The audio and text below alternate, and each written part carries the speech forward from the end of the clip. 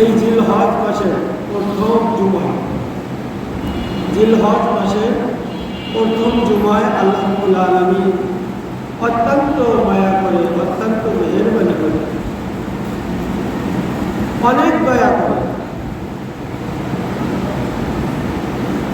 হাজার মানুষের মধ্য থেকে বাছাই করে, পছন্দ করে আল্লাহর হুকুম পালন করার জন্য তার ঘর মসজিদে আসা তৌফিক দান করেছেন। এজন্য আমরা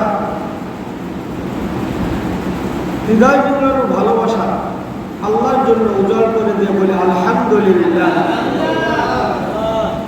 কারণ এই নেকের কাজ করা, আল্লাহর হুকুম মানা সবার দ্বারা সম্ভব হয় না, সকলের দ্বারা সম্ভব হয় না।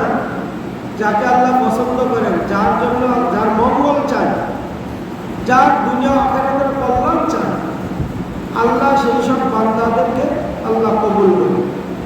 আর যেসব বান্দার পরে আল্লাহ তাআলা রাগ, আল্লাহ নারাজ, ওইসব বান্দাকে আল্লাহ তাআলা সুযোগ দেন না। তাদেরকে এই সুযোগ না দিতে দিতে দিতে দিতে একেবারে কবরের গুহায় নিয়ে যাবে, গর্তে নিয়ে যাবে। এখান থেকে জাহান্নামের গর্তে আল্লাহ ফেলে দেবে আল্লাহর ফেরেশতাদের মাধ্যমে। জান্নাত জাহান্নামের ভিতরে ফিকে ফিকে মারে। আল্লাহ তাআলা আমাদেরকে হেফাজত করছেন। হাজার মানুষের মধ্যে থেকে পছন্দ করে আল্লাহ তাআলা তার ঘরের জন্য নিয়ে আসছেন। এটা আল্লাহ তাআলার অশেষ নিয়ম। তো বলতেছিলাম, মাস জিলহজ মাস শুরু হয়েছে আজকে 2 তারিখ। আগামী শনিবারে, এই শনিবারে পরের শনিবার আমরা ঈদ উদযাপন করব। আমি বলতেছিলাম, এই হজের সময় লক্ষ লক্ষ হাজিরা আল্লাহর ঘরে গিয়ে জিয়ারত করছেন, আল্লাহর নবীর কবর রওজা মুবারক জিয়ারত করছেন, যখন রওজা শরীফে সালাম জানাচ্ছেন, আরাফায় যাবেন, মিনায় যাবেন, প্রত্যেকটা জায়গায় হযরত ইব্রাহিম, আমাদের জাতির পিতা হযরত ইব্রাহিম আলাইহিস সালামের স্মৃতি জড়িত রয়েছে। ঠিক না বেটা? প্রত্যেকটা ক্ষেত্রে হাজিরা যেখানে হাত দেবে, যেখানে যাবে, সেখানে আমাদের জাতীয় পিতা, জাতির পিতা ইব্রাহিম আলাইহিস সালামের স্মৃতি জড়িত আছে। ইব্রাহিম আলাইহিস সালামের ফ্যামিলি কারণ না কারণ স্মৃতি জড়িত আছে। হাজিরা যত জায়গায় আমল করবে, সব জায়গায় প্রত্যেকটা আমলের ভিতরে এক প্রেম ভালোবাসার নজির, দৃষ্টান্ত আজও আমাদেরকে দিক নির্দেশনা দিচ্ছে, রাহাবরি করছে। ঠিক না? আলোচনা চলতেছিল হযরত ইব্রাহিম আলাইহিস সালাম যে কঠিন কঠিন পরীক্ষার সম্মুখীন হয়েছিলেন। প্রত্যেকটা পরীক্ষায় উনি শতভাগ পাশ করে আল্লাহর কাছে পুরস্কৃত হয়েছিলেন। ঠিক না? প্রত্যেকটা পরীক্ষায় আমি মাঝে মধ্যে বলে থাকি, ছাত্র যত মেধাবী হয় তার প্রশ্ন তত কঠিন হয়। ঠিক না? আর ছাত্র যদি গল্প হয়, বোকাইতে হয়, লেখাপড়া পারে না, এমন ছাত্র যদি ক্লাসে থাকে সব, তাহলে স্যার প্রশ্ন করে একটু সহজ দেখি, যে কঠিন প্রশ্ন করলে একটাও পারবে না, সব ফেল করতে। ঠিক না? আল্লাহর কাছে যে যত প্রিয় তার পরীক্ষা তত কঠিন হয়। ঠিক না? ইব্রাহিম আলাইহিস সালামকে আল্লাহ তাআলা কমপক্ষে বড় বড় 10টা পরীক্ষা করছেন, যা কোরআনে পাকের মধ্যে আল্লাহ তাআলা বলছেন। আর প্রত্যেকটা পরীক্ষা উনি হাস্যোজ্জ্বলভাবে, কোনো দ্বিধাদ্বন্দ্ব ছাড়াই নির্বিঘ্নে শতভাগ পাশ করেছেন, যার কারণে আল্লাহ তাআলা ওনাকে পুরস্কৃত করেছেন। আল্লাহ তাআলা বলেছেন, আনতা খলিলি, আপনি আমার বিশেষ বন্ধু। সুবহানাল্লাহ, আপনি আমার খলিল মানে বিশেষ বন্ধু। অনেক বন্ধু থাকে, তাই খাস বন্ধু থাকে না? তো হে ইব্রাহিম, আপনি এতগুলো পরীক্ষায় পাশ করেছেন, শতভাগ পাশ করেছেন, কোনো দ্বিধাদ্বন্দ্ব ছাড়াই, ইতস্তত করা ছাড়াই আপনি আমার হুকুমের সামনে প্রত্যেকটা হুকুমের সামনে আপনি নিজেকে বিলিয়ে দিয়েছেন। সুতরাং আপনি আমার খলিল, আপনি আমার কি খাঁটি বন্ধু। কি বন্ধু? সেই পরীক্ষাগুলোর মধ্যে একটা ঘটনার সাথে আলোচনা হয়েছিল। তিনি যখন সারা দুনিয়ার সামনে, বিশ্ব সম্রাট নমরুদের সামনে ব্যর্থহীন কণ্ঠে বলল, এটা আমাদের, এই মূর্তি আমাদের রব হতে পারে না, আপনারা স্পষ্ট গুমরাহির মধ্যে আছেন। শেষ পর্যন্ত ওনাকে ফেলা হল কোথায়? জ্বলন্ত অগ্নিকুণ্ডের ভিতরে ফেলানো। 40 দিন থাকলেন। নিজের পিতা আজম, নিজের চাচা হারান, নিজের মা সবাইকে জ্বালাইছে, ইন্ধন দিয়েছে। তাই একমাত্র আল্লাহর জন্য মাকে ছাড়ছে, আল্লাহর জন্য কাকে ছাড়ছে? বাবাকে ছাড়ছে, দেশকে ছাড়ছে, কমকে ছাড়ছে। কার জন্য? একমাত্র আল্লাহ। এই জন্য আল্লাহ বললেন, ও দুনিয়ার মানুষ, তুমি আমল যাই করো না কেন, অল্প করো বেশি করো, সেই আমলটা যদি একমাত্র কেবলমাত্র শুধুমাত্র আমার আল্লাহর জন্য হয়, তাহলে তোমার ওই অল্প আমল হলেও ওই অল্প আমল তোমাকে নাজাত দিয়ে দেবে, জান্নাতে পৌঁছাই দিবে। আর যদি আমল আল্লাহর জন্য না হয়, মানুষ দেখানোর জন্য হয়, দেখবেন কোরবানির সিজন আসতেছে, অনেক গরিব মানুষ তারা আল্লাহকে খুশি করার জন্য একটা ভাগ থাকবে, এই কোরবানির মাধ্যমে আমার আল্লাহ খুশি হবে, এটা বেশি প্রকাশ করে না। কিন্তু অনেক লোক আছে তারা 2টা গরু দেয়, কোরবানি দেয়, কোরবানির গরুর গলায় মালা মারা ঘুরায় মানুষকে দেখায়, অমুক সাহেবের 3টা, আবার 3টা হবে না, 4টা দিতে হবে, এবার নেতা কর্মীদের দিতে হবে, মায়ের গাড়ি বানাইতে হবে,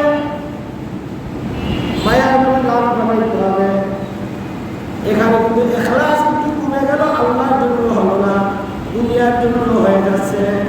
সুতরাং এখন কোটি টাকার কোরবানি এইভাবে যদি কোরবানি দেওয়া হয়, আর একজন গরিব মানুষ গোপনে দেয়, একবার রয়েছে টাকা নেই, গরিব মানুষ আল্লাহকে খুশি করতে হবে, এই জন্য সে একবার রয়েছে, আল্লাহ খুশি হবে, তাহলে এই একবারের সমান ওই কোটি টাকার কোরবানিও হবে না। ইখলাসের বড় শক্তি, ইখলাসের বড় শক্তি, একের বড় শক্তি ইখলাসের। ছোট্ট হোক আমল, অল্প হোক, কিন্তু কিসের কার জন্য হতে হবে? একদম আল্লাহর জন্য হতে হবে। ইব্রাহিম আলাইহিস সালামের বাবা ইন্ধন দেয়, মা ইন্ধন দেয়, চাচা ইন্ধন দেয়, আগুন জ্বালায় সবাই ইব্রাহিমকে পোড়ানোর জন্য। নমরুদ হুকুম দিয়েছে ইব্রাহিমকে জ্বালাইতে হবে, কিন্তু ইব্রাহিম আলাইহিস সালাম একমাত্র আল্লাহর জন্য নিজেকেও কোরবানি দিয়ে দিচ্ছে। আগুনে জ্বলে আল্লাহর জন্য জ্বলল, কার জন্য জ্বলল? দুনিয়ার কোনো পরাশক্তির সামনে, বিশ্ব সম্রাট নমরুদের সামনে সে মাথা নত করবে না। বাবাকে ত্যাগ করছে, মাকে ত্যাগ করছে, কমকে ত্যাগ করছে, একমাত্র কাকে পক্ষে রেখেছে? কাকে পক্ষে রেখেছে? এই জন্য আল্লাহর কোরআন বলতেছেন, সারে দুনিয়া ও কালে अब भी कोई नुकसान नहीं, गम नहीं है, डर नहीं है, जब रहमत रहमान है। গোটা বিশ্বের মানুষ তোমার বিরুদ্ধে চলে যাক, কোনো টেনশন নাই, কোনো চিন্তা নাই, যদি মওলা পাক মুহাম্মদুল আলামিন খুশি থাকে। ইব্রাহিম আলাইহিস সালাম সেই কথা জিবরাইলকে বলেছিলেন, জিবরাইলের সাহায্যের জন্য হাত বাড়ালেন। ইব্রাহিম বলে, ও জিবরাইল, তোমাকে কি আল্লাহ নির্দেশ দিয়ে পাঠাইছে নাকি? পাই না, আল্লাহ বলছে অনুমতি দিতে যদি ইব্রাহিম সাহায্য দেয় দাও না, কিন্তু আমি আল্লাহর পক্ষ থেকে তোমাকে পাঠাচ্ছি না। ইব্রাহিম জবাব দিলেন, না জিবরাইল, আমার আল্লাহ যদি আমাকে পোড়াইয়া খুশি থাকে, আগুনে জ্বালাইয়া খুশি থাকে, আমি আল্লাহর জন্য আগুনে জ্বলে ছাই হয়ে যাবো, তবু আমি তোমার সাহায্য নিব না। এটাকে বলে লিল্লাহ, এটাকে বলে ইখলাস। আল্লাহর জন্য আমলকে কি করতে হবে? খাঁটি করতে হবে, অল্প হোক আর বেশি, যতটুকু করে না, কার জন্য করতে হবে? কার জন্য করতে হবে?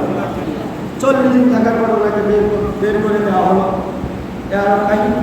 বলে বাবা দিচ্ছেন, বলি অবকে বললেন, বাবাকে বললেন, মাকে সম্পূর্ণ বললেন, হে মা, হে বাবা, হে কম, আমি তোমাদের সাথে আর থাকতে চাই না, তোমাদের দেশে আর থাকতে চাই না। ইন্নী যাহিবুন ইলা রাব্বি সায়াহদিন, আমি আমার রবের নির্দেশে যেদিক ইচ্ছা সেদিক যাব, যেদিন আমার রব আমাকে পাঠায় ওই দিকে আমি রওনা দিলাম। ইন্নী যাহিবুন ইলা রাব্বি সায়াহদিন। এবার উনি কওমের মাঝে দাওয়াত দিলেন, ইসলামের দাওয়াত দিলেন। কেউ ইসলাম গ্রহণ করলো না, বাবা করলো না, মা করলো না, কিন্তু শুধু ওনার ভাতিজা পুত্র হযরত ইব্রাহিম আলাইহিস সালামের আর একজন ভাইয়ের নাম ছিল হারান। ইব্রাহিম এবং হারান, এই হারানের এক সন্তান ছিলেন হযরত লূত আলাইহিস সালাম। তো ওনার দাওয়াতে এক নম্বর লূত আলাইহিস সালাম ইসলাম গ্রহণ করলেন, দাওয়াত কবুল করলেন ভাতিজা। আর তার সহধর্মিণী হযরত সারা আলাইহিস সালাম, এই দুইটা লোক ইসলাম গ্রহণ করলেন। এবার আর কখনো ইসলাম গ্রহণ করলো না, আগুনে জ্বালায় শেষ করার চেষ্টা করলো নিজের মা পর্যন্ত। আল্লাহ। এবার তিনি বললেন, ইন্নী যাহিবুন ইলা রাব্বি সায়াহদিন। ও মা, আপনি আমাকে গর্বে ধারণ করেছেন, আমি আর আপনার কাছে থাকতে ইমানের মোকাবেলায় আপোষ হবে না। তুমি মা আছো, তোমার সম্মান আমি যথাসম্ভব করবো, কিন্তু আল্লাহর জন্য আল্লাহর বিরুদ্ধে গিয়ে তোমার হুকুম আমি মানতে পারবো না। ও বাবা, তুমি বাবা আছো, তোমার ইচ্ছা তুমি করবো বাবা হিসেবে, কিন্তু আল্লাহর মোকাবেলায় তোমাকে আমি মানতে পারছি না। ইন্নী যাহিবুন ইলা রাব্বি সায়াহদিন, আমি আমার রব আমাকে যদি নির্দেশ করেছে, আমি সেই রবের খুশির জন্য আমি দেশ ত্যাগ করছি, হিজরত করছি, চলে যাচ্ছি। বিদায় নিয়ে রওনা দিলেন কোথায়? আল্লাহর নির্দেশ হলো আপনি বর্তমান শাম সিরিয়া দেশ, এখানে যে ফিলিস্তিন যেখানে অবস্থিত, এখানে চলে যান। উনি ওনার বিবিকে নিয়ে আর ভাতিজাকে নিয়ে ফিলিস্তিনের দিকে রওনা দিলেন। ফতে বাদে মিশর, ফতে যাইতে মিশর আসতে যায়। মিশরের তৎকালীন ফেরাউনের নাম ছিল সিনান ইবনে আইওয়ান, বড় জালেম বাদশা ছিল। ফেরাউন কিন্তু কোনো ব্যক্তির নাম না, তৎকালীন মিশরের রাজাদের উপস্থিত ছিল ফেরাউন। যারাই রাজা হতো তারাই ফেরাউন, তাদের উপস্থিত ছিল ফেরাউন। তো ওই সময় ফেরাউনের নাম ছিল সিনান ইবনে আইওয়ান। কি বললাম? সিনান ইবনে আইওয়ান। বড় জালেম বাদশা ছিল, অত্যাচারী বাদশা ছিল। যত সুন্দরী মেয়ে যদি পাওয়া যেত, খবর পাইতো বাবারা, সুন্দরী মেয়েগুলো ধরে নিয়েও বাদশার কাছে রাখতো, বাদশাহ তাদের সাথে অপকর্ম করত। হযরত ইব্রাহিম আলাইহিস সালামের স্ত্রী সারা আলাইহিস সালাম ছিল অত্যন্ত সুন্দরী। এক পরীক্ষার ভিতরে বের হলেন আগুন। ইব্রাহিম আলাইহিস সালাম যে পরীক্ষার সম্মুখীন হয়েছে, প্রত্যেকটা পরীক্ষায় তিনি পাশ করেছিলেন। আমি সেইটাই দেখাচ্ছি, আমাদের কোরবানিও এটা একটা পরীক্ষা। যাদেরকে আল্লাহ সম্পদ দিয়েছে তাদের জন্য একটা পরীক্ষা, যে তারা সম্পদকে প্রাধান্য দেয় নাকি আল্লাহর খুশির জন্য কোরবানি করে। হজের মৌসুম চলতেছে, হজও একটা পরীক্ষা। লক্ষ লক্ষ টাকার মালিক হজ তৌফিক আছে, এরপরে কি হজকে আল্লাহকে খুশিকে প্রাধান্য দেয় নাকি তার সম্পদকে প্রাধান্য দেয়? হজ করতে গেলে 7-8 লাখ টাকা চলে যাবে, এই কি দেয়? আল্লাহর মহব্বতকে কি দূরে ঠেলে দেয়? তার সম্পদের মহব্বতকে কি সামনে রেখে এখানটা হল? ইব্রাহিম আলাইহিস সালাম আবার পরীক্ষার সম্মুখীন হতে যাচ্ছে। হযরত ইব্রাহিম আলাইহিস সালাম তার বিবি সারাকে নিয়ে যখন মিশরের মধ্যে যাচ্ছিলেন, তো বাদশা সিনান ইবনে আইওয়ান এর কাছে খবর চলে গেল। তার চেলা চামুন্ডারা খবর দিল, যে বাদশা আমাদের দেশ থেকে, আমাদের দেশে এমন বিশ্ব এক সুন্দরী মহিলাকে নিয়ে এক লোক যাইতেছে। তো বাদশা বললেন, তাদেরকে আমাদের ডেকে পাঠাও। 2 জনকে ধরে নিয়ে যাওয়া হলো। ইব্রাহিম আলাইহিস সালাম এবং তার বিবি সারা আলাইহিস সালামকে ধরে নিয়ে যাওয়া হলো। বাদশার তো মাথা খারাপ হলো, সারা আলাইহিস সালামের চেহারা সৌন্দর্য দেখে সে তাড়াতাড়ি বলল, পরিচয় চাইল। সেখানে আমার নিয়ম ছিল, যদি কেউ ভাই বোন হয় তাহলে সেখানে বাদশা বিরত থাকে, অপকর্ম থেকে বিরত থাকে, ছেড়ে দেয়। ইব্রাহিম আলাইহিস সালাম সারা আলাইহিস সালামকে শিখাই দিলেন, ও বিবি, যখন বাদশা তোমার পরিচয় চাইবে তোমরা কি সম্পর্কে বলবো? ভাই বোন। হযরত সারা আলাইহিস সালাম কলমা পড়লেন, হে আল্লাহর খলিল, আমি তো আপনার স্ত্রীর একটা ভাই বোন পরিচয় দেব কেন? হ্যাঁ, ভাই বোন পরিচয় দিলে কোনো সমস্যা নেই, গুনাহ হবে না। কি হবে না? গুনাহ হবে না। কারণ আদম আলাইহিস সালাম তোমার পিতা, আমার পিতা, মা হাওয়া আলাইহিস সালাম তোমার মা, আমার মা, এই হিসেবে পরিচয় দিলে সমস্যা নাই। এই জন্য অনেক মাসালা আছে, আমাদের কাছে মাসালা আসে যে হুজুর বিবি ভুলে ভাই করে ডাক দিতে সামনে, ও ভাই এটা নিয়ে এসো, ভুলে ভাই করছে তো তালাক হয়ে যাবে কিন্তু ভাই করে, এতে কোনো সমস্যা নেই। হ্যাঁ, তালাক হওয়ার একটা সুযোগ আছে, যদি সে নিয়ত করে ভাই বলার সময় স্বামী বলতে না, স্ত্রী না, স্বামী যদি বোন বলে ডাক দেওয়ার সময় নিয়ত করে যে তুমি আমার আপন বোনের মতো, তাহলে তালাক হবে। আপন বোন তো আর বউ হতে পারে। আর আদম আলাইহিস সালাম হিসেবে যদি এমনি কথার কথা এই যে একজন ভাই ভাই করা ভাই এদিকে আসে, ও বোন এদিকে শুনে যাওয়ার কথা, এভাবে বলা কোনো দোষ নেই, এটা তালাক হবে না। মাসালাটা দিতে ভালো করে জেনে নিন। আল্লাহু আকবার।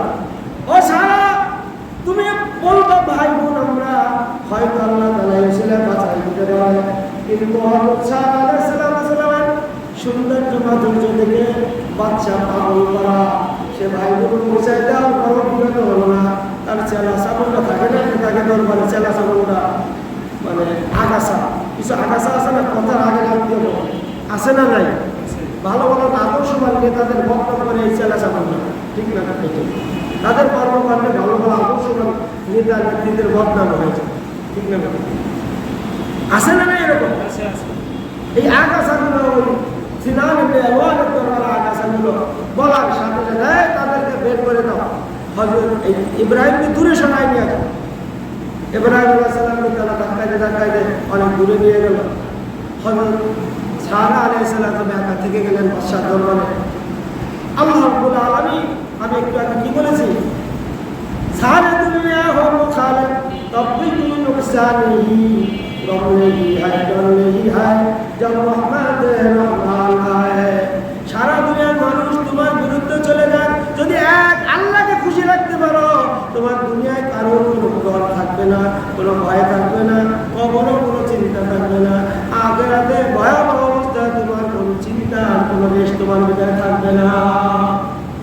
উজুহু ইয়াওমাইযিন মুসফিরা যাহিকাতুন মুস্তাবশিরা আল্লাহ কোরআনে বলতেছে কিয়ামতের ময়দানে আমার নেককার বান্দাদের কিছু চেহারা থাকবে, উজুহু ইয়াওমাইযিন মুসফিরা, তাদের চেহারার ভিতরে হাসির উজ্জ্বলতা বেশি উঠবে। যাহিকাতুন মুস্তাবশিরা, তারা ওই কঠিন ময়দানে যেদিন মা সন্তানের পরিচয় দিবে না, সন্তান মায়ের পরিচয় দিবে না, ইয়াউমা ইয়াফিরুল মারউ মিন আখি, ভাই ভাইয়ের পরিচয় দিবে না, স্ত্রী স্বামীর পরিচয় দিবে না, এমন ভয়াবহ অবস্থা মানুষের মধ্যে আল্লাহ বলেন কাল বারাশিল মাবসুস, পতঙ্গ পালের মতো এই পতঙ্গ পালগুলো আগুনের ঝাঁপ দিয়ে পড়ে পড়ে যায়, এমন পতঙ্গ পালের মতো মানুষগুলো পাগল হয়ে দৌড়াইবে, ঠিক না? এই কঠিন মুহূর্তে আল্লাহ বলেন উজুহু ইয়াওমাইযিন মুসফিরা, আমার নেককার বান্দারা সেদিন হাসতে থাকবে, তাদের চেহারার ভিতরে চিন্তার কোনো চাপ থাকবে না, তাদের চেহারার ভিতরে হাস্য উজ্জ্বলতা থাকবে। উজুহু ইয়াওমাইযিন মুসফিরা যাহিকাতুন মুস্তাবশিরা, তারা হাসতে থাকবে, আল্লাহর পক্ষ থেকে ফেরেশতারা এসে সুসংবাদ দিতে থাকবে। এরপরে বলতেছেন তার হাকুয়া কথারা আরো কিছু লোক থাকবে, তাদের চেহারার ভিতরে চিন্তার ছাপ, তাদের চেহারা বেয়ে ঘাম ঝরতেছে। তার হাকুয়া কথারা চেহারার ভিতরে ঘামের গোটা পড়তেছে, চিন্তায় তারা রয়েছে। তারা ছিল ফাসিক ফুজ্জার, তারা দুনিয়ার জন্য করতো, দুনিয়ার জন্য মানুষের মাথায় বাড়ি দিত, দুনিয়ার জন্য মানুষকে খুন করতো, দুনিয়ার জন্য দুনিয়া কামানোর জন্য তারা আল্লাহকে আল্লাহর হুকুম ত্যাগ করতো, দুনিয়ার জন্য তারা নামাজ ছাড়তো, দুনিয়ার জন্য তারা কোরবানি মাঝে মাঝে কোরবানি ছাড়তো, দুনিয়া কামানোর জন্য দুনিয়ার লোভে পড়ে হজ ফরজ হয়ে যাওয়ার করে টাকা জমা করতো, পুঁজি করতো। ও আদাতা পারত। হযরতে ইব্রাহিম আলাইহিস সালামকে তারা ধরে নিয়ে গেল, ধরে নিয়ে আটকায় রাখলো। সারার সাথে সেই সিনার অন্যান্য ফেরাউন অপকর্মে লিপ্ত হবে। হযরত ইব্রাহিম আলাইহিস সালাম দূরে সেই জমিনের ভিতরে নামাজে দাঁড়ায় গেলেন। আল্লাহর নেককার বান্দারা বিপদে পড়লে কার কাছে সাহায্য চায়? কিসের মাধ্যমে? নামাজের মাধ্যমে। আল্লাহ নিজে কোরআন বললেন, ফাস্তাঈনু বিস-সাবরি ওয়াস-সালাহ। ও আল্লাহ, তুমি আমার কাছে সাহায্য চাও কয়টা কারণে, কয়টা মাধ্যমে? বিস-সাবরি ওয়াস-সালাহ, একটা হলো সবর করার মাধ্যমে, দুই নম্বর নামাজের মাধ্যমে। আমি আল্লাহর কাছে সাহায্য চাই, আল্লাহ সাহায্য করব। হযরত ইব্রাহিম আলাইহিস সালাম ওই যে ওই ময়দানের ভিতরে মাটির ভিতরে নামাজে দাঁড়ায় গেলেন। আল্লাহ, আমার সতী স্ত্রীকে আপনি রক্ষা করবেন। আপা এবং মায়ের স্ত্রী সতী থাকে, কখনো তাদের ভিতরে ধারণা আসে না, চিন্তা আসে না। হযরত নূহ আলাইহিস সালামের স্ত্রী কিন্তু মুসলমান হয় নাই, নূহ আলাইহিস সালামের স্ত্রী কিন্তু মুসলমান হয় নাই, তারপর তারা সতী ছিলেন, 100 বার সতী ছিলেন। আল্লাহ আমার স্ত্রীকে আপনি রক্ষা করবেন। হযরত ইব্রাহিমের দোয়া আল্লাহ কবুল করলেন। আল্লাহ জানায় দিলেন, ইব্রাহিম, আমি যদি বলি তোমার স্ত্রীকে সে কিছু করে নাই, তুমি স্বামী হিসেবে মনে মানতে পারলাও, মানে মনের ভিতরে সন্দেহ থাকতে পারে যে তোমার একটা জানার পারে তার ঘরে কিছু করে না, এটা কিভাবে হইতে পারে? ওই ইব্রাহিম, তুমি যেখানে আসো ওখান থেকে ফেরাও, ওই ঘরের দিকে তাকাও। যত প্রতিবন্ধকতা আছে, যত আড়াল আছে, আমি সব দূর করে তোমার দৃষ্টি সরাসরি হাজার আর ছাড়ার দিকে পড়বে, তুমি দেখতে পারবা সবার সাথে কি হচ্ছে। সুবহানাল্লাহ। এবার সব তাকাইলেন, ঠিকই মাঝে যত অন্তরাল ছিল, গাছপালা, ঘর বাড়ি সব বেদে তার দৃষ্টি সারা সালাম করে বিপদে হলো। তার দিকে হাত বাড়াইল। হযরতে সারা আল্লাহর কাছে নালিশ করলেন। সাথে সাথে আল্লাহর জমিন ওই সিনানের পা পর্যন্ত গেড়ে গেল, হাত অবাস হয়ে গেল। এবার সিনানের সারার কাছে মাপ চাই, ও সারা আমাকে মাফ করে দাও, তোমার রবের কাছে দোয়া করো, আমি এই কর্মকর্ম থেকে বিরত থাকবো, তওবা করতেছি। হযরত সারা দোয়া করলেন, সে ভালো হয়ে গেল, মাটি তাকে ছেড়ে দিল। এবার আবার সে অপকর্ম করার জন্য হাত বাড়ালো, সামনে বাড়লো, আবারও জমিন তাকে গ্রাস করে ফেললো, হাত অবাস হয়ে গেল। আবার ক্ষমা চায়, তোমার রবের কাছে দোয়া করো, আমি আর এমন অপকর্মে লিপ্ত হবো না। আবার যখন মুক্ত হয়ে যায়, আবার সে ওই খারাপ বাসনা পূরণ করার জন্য সামনে বাড়ে, আবার জমিন তাকে কোমর পর্যন্ত গিলে ফেলে, তার হাত অবশ হয়ে যায়। এবার সে অনেক অভিনয় করতেছে, সারা এবার আল্লাহর কাছে দোয়া করো, আমি আর এমনটা করবো না। সারা আলাইহিস সালাম এবার বললেন, দেখেন বাদশাহ, যদি আবার করেন আমি কিন্তু আর দোয়া করবো না, আপনাকে জমিনে ডাবাই দিয়ে আমি চলে যাব। বলে না, আমি এমন কাজ আর করবো না, আমি খাঁটিভাবে তওবা করতেছি, আমাকে একটু ছাড়া। এবার 3 বার চেষ্টা করে ব্যর্থ যখন হলো, এবার অন্তরে একটু ভয় ঢুকলো। এবার মনে মনে ভাবলো, এই 2 যুগল এরা হয়তো সৃষ্টিকর্তার অনেক প্রিয়। এবার সারাকে বলতেছে, আমার ঘরে একটা মেয়ে আছে, হাজেরা নামিও, আমি এই মেয়েটা তোমাকে বিয়ে দেবো। সারা আসলে বলতেছে, কি করবো? ওই দেখো, তোমাদের তো কোনো খাদের নাই, তোমাদের দাসীর কাজ করবো, তোমাদের সব ক্ষেত্র করবো, আমি খুশি হয়ে এই মেয়েটাকে তোমাকে বিয়ে দেবো। সারা আলাইহিস সালাম নিয়ে আসলেন। 5 নম্বর পরীক্ষা চলো, 4 নম্বর ইব্রাহিম আলাইহিস সালাম। হ্যাঁ, এ পরীক্ষা পাস। ইব্রাহিম আলাইহিস সালাম আর বিবি সারাকে নিয়ে আবার রওনা দিলেন সিরিয়ার দিকে, আজকের ফিলিস্তিনের দিকে।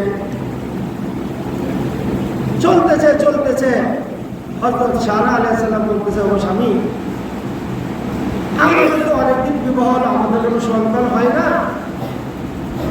আপনি হাজেরাকে বিবাহ করেন, আমি স্ত্রীর অনুমতি দিচ্ছি, আপনি হাজেরাকে বিবাহ করেন, আল্লাহ যদি এই ছেলেটা সন্তান দেয়। ঠিক আছে, ইব্রাহিম আলাইহিস সালাম বিবাহ করলেন। এবার ফিলিস্তিনের দিকে চলে গেলেন। ওনার বয়স 98 বছর। কত বছর? 99 বছর সন্তান হয় না,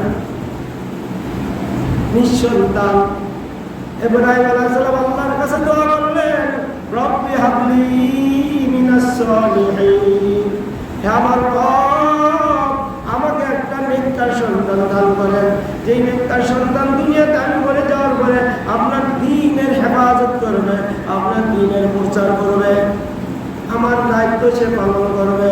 আল্লাহ বলেন, বাবা শাল্লাহু বিগুলামিন হালিম। আমি আমার ইব্রাহিম দোয়া করলো, দোয়া করার পরে আমার ইব্রাহিমের দোয়া আমি কবুল করলাম। বয়স কত? 98 বছর। কত বছর? 98 বছর পরে। আমাদের যদি 98 বছরের পুরো সন্তান হয় নাকি? সন্তান হওয়ার যোগ্যতা হারিয়ে যায়, কিন্তু কে দিতে পারে? দিতে পারে কে? আল্লাহ। পারে সম্ভবকে অসম্ভব করতে পারে কে? ঠিক না? এই জন্য বিপদ আমাদের কার কাছে সাহায্য চাইতে হবে? আল্লাহর কাছে। কিসের মাধ্যমে? আর কিসের মাধ্যমে? সবরের মাধ্যমে। দিতে পারে কে? আবার বলেন, আকীদা আমাদের অন্তরে ঢুকুক। দিতে পারে কে? সম্ভবকে অসম্ভব করতে পারে কে? বিপদ আমরা চাইতে হবে কার কাছে? কিসের মাধ্যমে? কথা বলেন, কিসের মাধ্যমে চাইবো আমরা? সবর আর নামাজের মাধ্যমে। কিসের মাধ্যমে? আল্লাহ কোরআনে বলছে, আমার কাছে সাহায্য চাও, ফাস্তাঈনু বিস-সাবরি ওয়াস-সালাহ, আমার কাছে সাহায্য চাও সবর এবং কিসের মাধ্যমে? সবর এবং কিসের মাধ্যমে? কিন্তু মসজিদে খালি, মসজিদে আজানের লোক হয় না। আল্লাহর কাছে সাহায্য প্রয়োজন নাই আমাদের, বোঝা যায়। আমরা নিজেরা করতে পারি, নিজের সাহায্য নিজে করতে পারছি। আমার টাকা আছে, আমার বাড়ি ভাড়া আসতেছে, আমার দোকান আছে, আমার ব্যবসা আছে, এই জন্য মসজিদে যাওয়ার দরকার নাই, আমারটা আমি নিতে পারি। আমাদের অবস্থা চলে যায়, আমার যত কিছু আছে কিছুতে কিছু হয় না, আপনার চেয়ে নিতে হবে কার কাছ থেকে? আল্লাহর কাছ থেকে। এই জন্য আমাদের যুগে মসজিদ ভরে যেত, বাজার খালি হয়ে যেত। আর আমাদের যুগে মসজিদ খালি হয়ে যায়, বাজার ভরে যায়। মসজিদ খালি হয়ে যায়, দোকান, চার দোকানের স্টোর ভরে যায়। ঠিক না বেশি? চাইতে হবে কার কাছে? আবার বলেন, কিসের মাধ্যমে? সবরা নামাজের মাধ্যমে। সবরা মুখস্থ করবেন কথাগুলো, মাথার ভিতরে ঢুকবেন। হযরত ইব্রাহিম দোয়া করলেন, আল্লাহ বলেন, বাবা শাল্লাহু বিগুলামিন হালিম, আমি আমার ইব্রাহিমকে একটা নেককার সন্তান সুসংবাদ দিয়ে দিলাম। এবার সন্তান হওয়ার পরে কি করতে হয় বলেন দেখি? সন্তানটা এই মধ্যে আল্লাহকে দান না। কত মানুষ আল্লাহ তাআলা সন্তান করে রেখে দিয়েছে, কত তকদির করে, কত ওষুধ খায়, ডাক্তার দেয়, সন্তান হয় না। আমার কত জনের সন্তান বন্ধ করে রাখে, তারপর অল্পতে হয়ে যায়। ঠিক না? এটা সন্তান কার দান? আর নিয়ামত পাইলে কি করতে হয়? আল্লাহ নিয়ামত পাইলে কি করতে হয় বলেন? সবাই বলেন, আল্লাহ নিয়ামত পাইলে কি করতে হয়? নাকি গানের ব্যবস্থা করতে হয়? অনুষ্ঠান করে গান, তারপরে কি সেট করে, ড্যাক সেট বাজায় বলে আনন্দ করতে নাকি? হ্যাঁ, শুকরিয়া আদায় করতে হয়। কিসের মাধ্যমে? আল্লাহর হুকুম পালনের মাধ্যমে। হযরত ইব্রাহিম আলাইহিস সালাতু ওয়াস সালাম 98 বছর বয়সে অসংখ্য সম্ভব করে আল্লাহ সন্তান দান করলেন। ইব্রাহিম আলাইহিস সালাম আল্লাহর কাছে দোয়া করে, আলহামদুলিল্লাহিল্লাযী ওয়াহাবা লি আলাল কিবারি ইসমাঈল ওয়া ইসহাক ইন্না রাব্বী লাসামিউদ দুআ। আলহামদুলিল্লাহ, সমস্ত প্রশংসা আমি আল্লাহর জন্য করেছি। ইব্রাহিম ভাই, আলহামদুলিল্লাহ, আমি সমস্ত প্রশংসা আল্লাহর জন্য করলাম। ওয়াহাবা লি আলাল কিবারি ইসমাঈল ওয়া ইসহাক, যে আল্লাহ আমার বৃদ্ধ বয়সে 98 বছর বয়সে আল্লাহ আমাকে সন্তান দান করলেন। ইব্রাহিম, ইসমাঈল এবং ইসহাক নামে দুইজন সন্তান দান করলেন। ওই আল্লাহ দরবারে প্রশংসা, আল্লাহর সমস্ত প্রশংসা করলাম। ইন্না রাব্বী লাসামিউদ দুআ, আমার রব আমার দোয়া কবুল করেছেন, আমার রব আমার দোয়া কবুল করেছেন। এবার আল্লাহর কাছে কয়, আল্লাহ সন্তান দিয়েছেন, ভালো কথা। সন্তান হওয়ার পরে বাপ মা ওই ইংলিশ মিডিয়ামের জন্য পাগল হয়ে যাবে না। 3-4 বছর পর দেখা যায় ভোরবেলা সন্তানের গাড়ি করে মিডিয়ামে নিয়ে এসছে। সন্তান ঘুম গাড়ি করে নিয়ে গেছে। আমি নিজে দেখছি, আমি সকালবেলা হাঁটতে পারি তো ওই লোহার ভিতর নেই, এক বাপ সন্তান গাড়ি করে নিয়ে এসেছে ঘুম ব্যাস বস করা। ইব্রাহিম শিখাই গেলেন সন্তান একটা আমানত। ও বাবারা, দুনিয়ার বাবারা, সন্তান আমানত। এই আমানত তোমার কাছে দেওয়া হয় খেয়ালত করার জন্য না, এই আমানত তোমার কাছে দেওয়া হয় তুমি বাবা হয়ে সে আমানত আল্লাহ দেওয়া আমানত রক্ষা করতে পারো কিনা। ইব্রাহিম শিখাই গেলেন আমানতের কাজ কি, আমাদের কাজ কি পাইয়া ইংলিশ মিডিয়াম না বরং আল্লাহ তাআলা ইব্রাহিমের কথাগুলো কোরআনে বয়ান করে দিয়েছেন। রব্বি জাআলনি মুকিমাস সালাতি ওয়া মিন যুররিয়্যাতি রব্বানা ওয়া তাকাব্বাল দুআ। হে আল্লাহ, এই আমানত আমাকে দিয়েছেন, এই আমানত রক্ষা করা আমার ইব্রাহিমের জন্য সম্ভব না, সুতরাং আপনি আমার এই আমানত নামক সন্তানকে এবং আমাকে পরিপূর্ণ নামাজি বানাইয়া দিয়ে সন্তানকে দিন শিখানো। বাবার কর্তব্য, বাবার কাছে যে আল্লাহ আমানত রেখেছে এই আমানত রক্ষার দায়িত্ব বাবার মায়ের, তার সেই আমানতের দায়িত্বটা কি?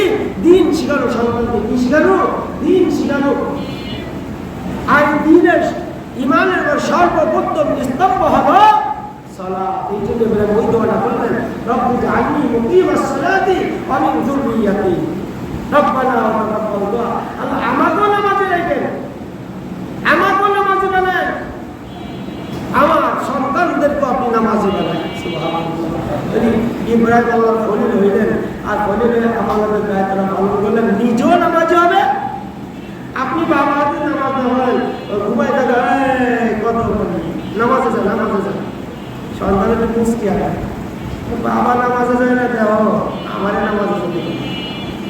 হ্যাঁ, এই জন্য আপনি কি বললেন, রব্বি জাআলনি মুকিমাস সালাতি, আল্লাহ আমাকে আগে নামাজি বানাবেন, এরপরে আমার সন্তানকে আপনি নামাজি বানাবেন। নামাজের মাধ্যমে যেন আপনার ইশক মাহব্বত, আপনার মহব্বত, আপনার ভালোবাসা হয়ে যাবে। সন্তান হয়ে গেল হযরত সারা আলাইহিস সালাম। এবার যে সারা আলাইহিস সালাম নিজের স্বামীকে বিবাহ করাইলেন, এবার সন্তান হলো।